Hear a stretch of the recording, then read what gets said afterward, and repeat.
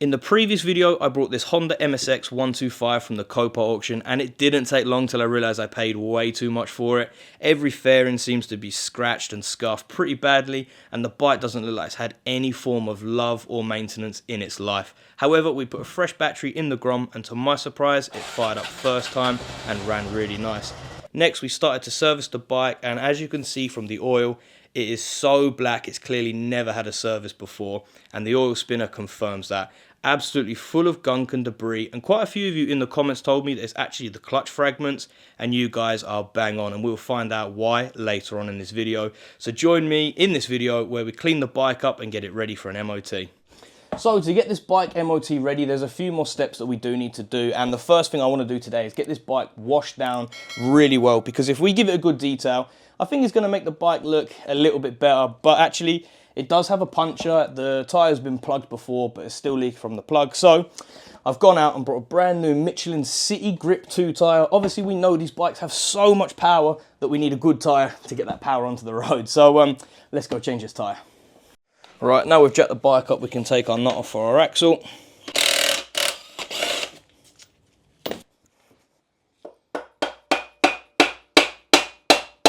Oh, that is solid, baby.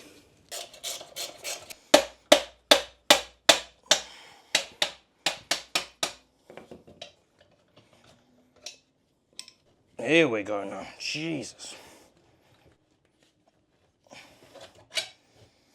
Whew. Look at the dried up grease on this.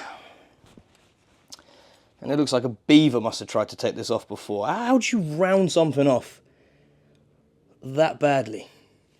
Well, the good news is we didn't damage any of the threads, so I'm happy with that. So that needs a good clean up. Right, now we've got the rear wheel off. I'm not too sure how that's been bent. This thing's just been wheelied into the ground, hasn't it? So look all the mud up in the swing arm. What's our chain like? Tell you what, it's not too bad actually. A little bit of surface rust, but I think once we give that a good clean, let it soak in some oil, it won't be too bad. Sprocket's not too bad. I've seen sharper. Rear caliper, what's that like? There's a good bit of meat left on the pad, so again, nothing a good clean and a little grease up won't fix. So yeah, let's go change this rear tyre. A few moments later. And just like that, 15 minutes later, we have a brand new tyre fitted on our wheel. So let's get this back on the bike. Let's get all this old oil cleaned up off this axle.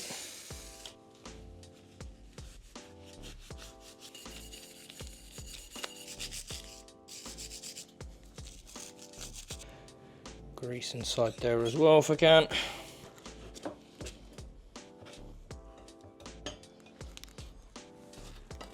Let's put this immaculate chain back on.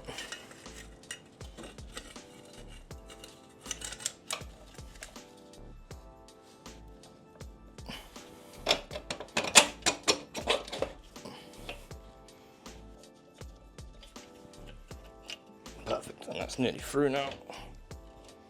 There we go. How much easier was that with a bit of grease? Perfect. That's a bit better.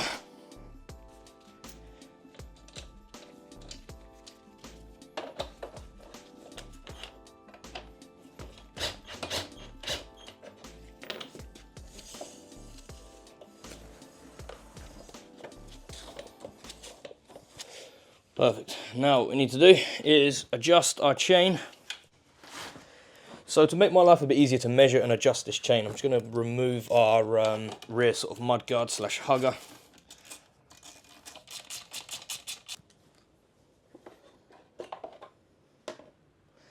Wow, that is so filthy in there. And also, where's that section gone? How has it all been ripped apart, this thing? Yummy. And actually this chain doesn't look the best. I wonder where the wear guard is. Let's have a look. On our chain guide there is actually a little mark that will show us when to change it when it gets too low. And it's not quite there. There's a little bit still left in it, so when it's due a set of sprockets and chain, obviously you'll change that anyway. But yeah, that's all right for now. So let's get this all adjusted up. So now to get the correct chain tension, make sure this wheel is nice and straight. Down here we've got some marks. You're not going to be able to see it on the camera, but they are both exactly where they need to be on either side. So I now know my rear wheel is nice and straight. And what I can do is half a turn on this side, I do half a turn on that side, and that's going to make sure the rear wheel gets pulled nice and straight and tightens this up. So on our chain, we can measure it. The tolerance is 30 to 40 mil, and at the moment that is about 50 mil. So we definitely need to tighten this up a bit. So I'm going to come down this side, do half a turn over to this side, and do half a turn. And you can probably see this on the camera, but that's going to start bringing the chain in. So again, I'm going to do another half a turn. If I can get my spanner on. Half. And half. So yeah, now we can lock them off. And same for that side. Lock it off. Final thing to do is torque up our axle nut so we can hold the other side, and this gets torqued to 59 Newton meters.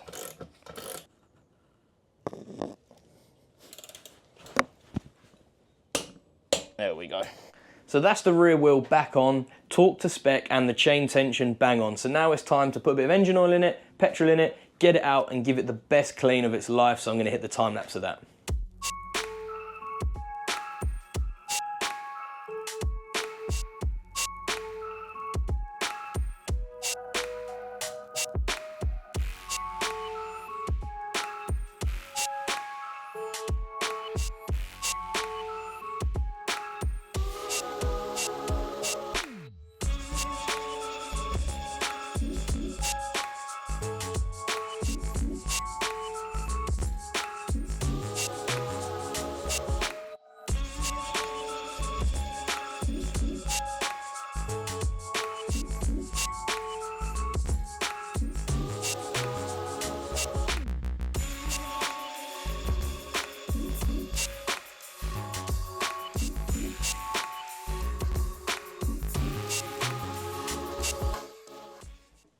So it's been a few days since we cleaned down the Grom, and boy did it need it. It looks a lot better already. It's got rid of so much of that grime and the dirt. So yeah, I'm really happy with that, but I've ran into an even bigger problem with this bike. Put it in gear, let the clutch out, and yeah, there's nothing. It is all revs and no go. So I have actually ordered an EBC clutch pack, which I've got now. So we need to take the side case back off again, let the new clutch pack soak in the oil, and then we can start getting this bike back together. The postman's been super busy. I have everything we need. So yeah, I'm gonna start waffling and let's get cracking.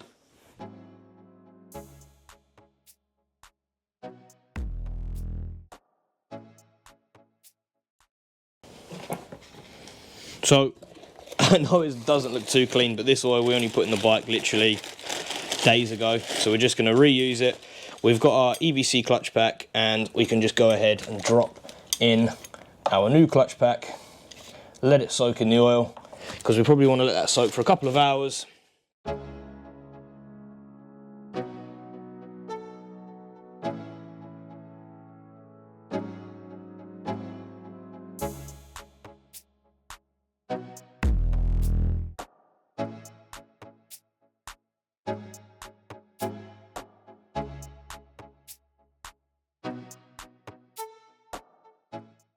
Okay, so now we've took our case off. I'm really happy that the gasket has stayed exactly where I wanted it to, so I won't have to change that. So I'll save a few quid there, but to get our clutch pack out, we do have to take off our oil spinner.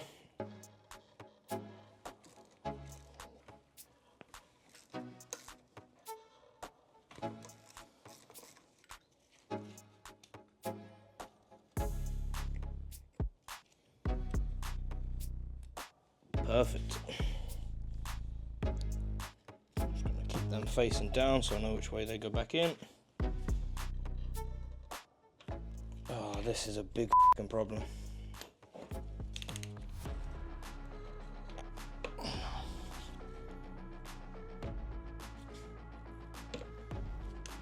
Brilliant, brilliant, brilliant, brilliant.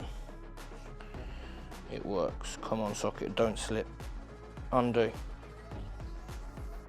Oh, that's tight.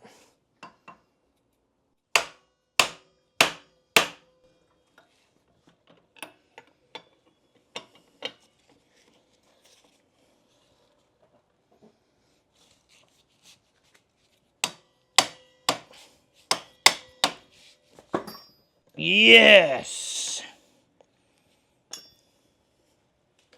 Alright, well that worked, thank God for that. Slight panic over.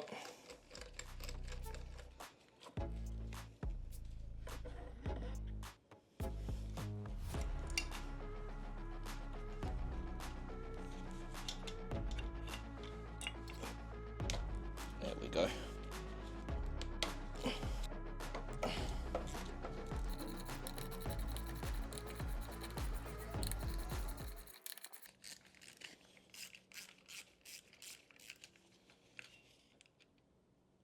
There we go.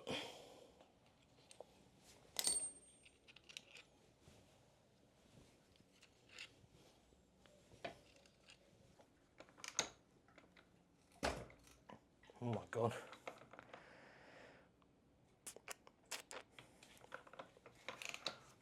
I wonder if I can try hold the brake and do it all at the same time. Oh my God.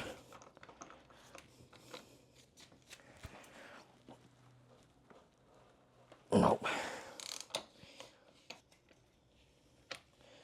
Right, I tell you what I need. An impact gun. That's how to break something. Alright, we're going to get the impact gun on it and hope for the best. Now, hopefully this isn't just going to f the bike off out the garage door. Oh yeah, look at that. Made light work of that. Oh, there we go. And that is one clutch basket out. Okay, so now the clutch has been soaking in there for a few hours, we can go ahead and take apart our clutch from the basket. The bottom section back in. And then let's flip this over. To be fair, there is still a bit left on the clutch, but not too much. But I suppose, look, as you can see, that looks, I don't know if that's coming across blue on the camera, so that has obviously got very hot at some point. So yeah, so let's now swap this clutch out. So first of all, we need one plate.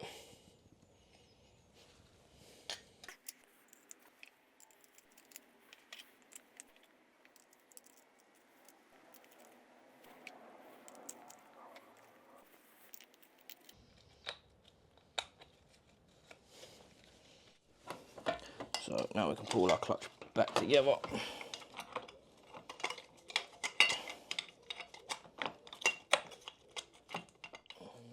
This gets torqued up to 64 Newton meters. Let me just stand on the rear wheel. Can I apply the brake as well at the same time?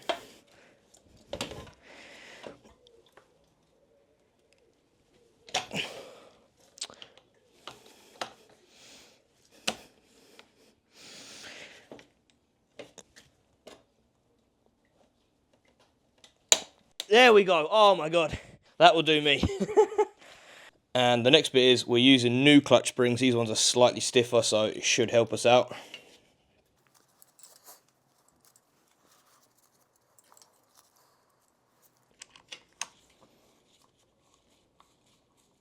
Perfect. And then what we need to do now is just make sure all our clutch springs are in where they need to be. And we can now just slowly start bringing this clutch in square.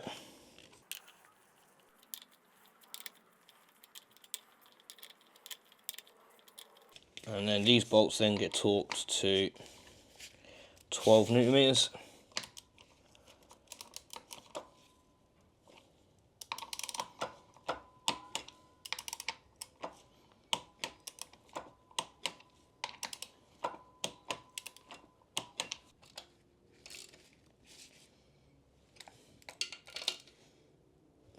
Oil spinner time.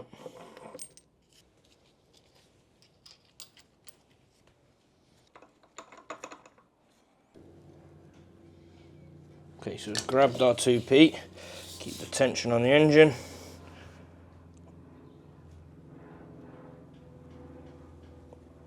There we go, 64 Newton meters.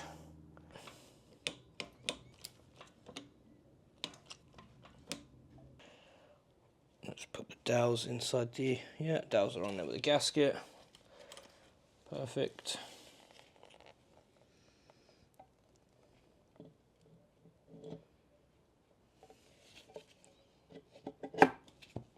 Lovely, simple as that.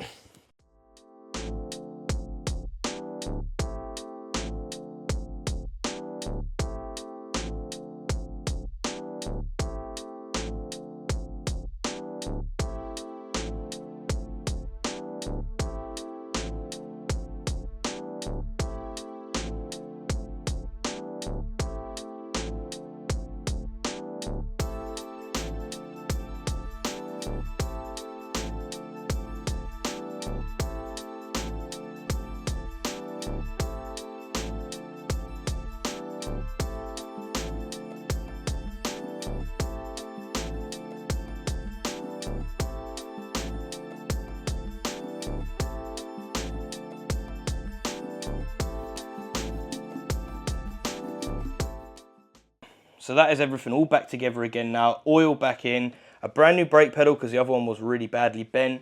We did just have to adjust the clutch up here because obviously as the old one was getting burnt out, they were just adjusting it to sort of get a bit more bite in it. But we've obviously had to reset that now because the clutch was so far out. So it's sitting where it should be. It feels really good and the bike is pulling through the gears really nicely. No spluttering, not slipping now. So I'm really happy with that. So that's everything mechanically done on this bike now. The only thing left is cosmetics, and we know the fairings are so badly scratched and scuffed. I've gone ahead and brought a sticker kit, so it's going to cover it all up. So yeah, I've got to now spend the rest of the evening in the garage mounting these fairings, getting this sticker kit all lined up nicely for you. You guys are about to just see it right now, so yeah, play the tape.